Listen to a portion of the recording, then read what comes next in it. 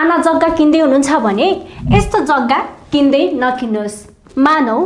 तपाईको यो जग्गा भयो, यो जग्गा चाहिँ तपाईको 38 फिट छ, यहाँबाट चाहिँ 36 फिट छ र यो जग्गाको तपाईको 3 साइडतिर चाहिँ बाटो रहेको छ।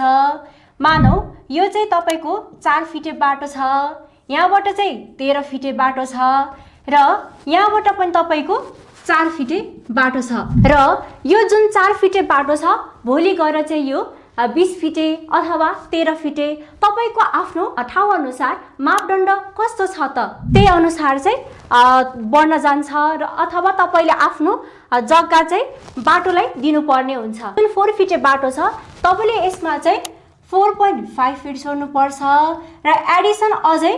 5 फिट सेटब्याक गरेर चाहिँ तपाईले बल्ल यहाँबाट मात्रै पिलर ठडाउन पाउनुहुन्छ र यहाँ चाहिँ तपाईको 13 फिटे मात्रै बाटो छ भने तपाईले यहाँबाट चाहिँ 5 फिट छोडेर मात्रै यहाँबाट बल्ल पिलर ठडाउन पाउनुहुन्छ र यो केसमा पनि तपाईको 4 फिट छ भने यहाँ पनि 0.5 फिट र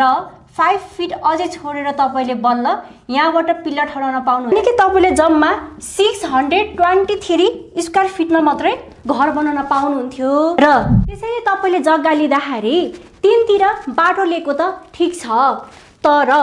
यो बाटो चाहिँ 4 फिटे छ कि 13 फिटे छ कि 20 फिटे छ कि हैन, जग्गा किन्नु भन्दा अगाडि तपाईले मेजर गर्नु पर्यो, तब मात्र तपाईलाई यसले फाइदा हुन्छ। नत्र तपाईले यो जग्गा चाहिँ बाटोलाई दिनको लागि किने जस्तो मात्रै हुन्छ। धन्यवाद।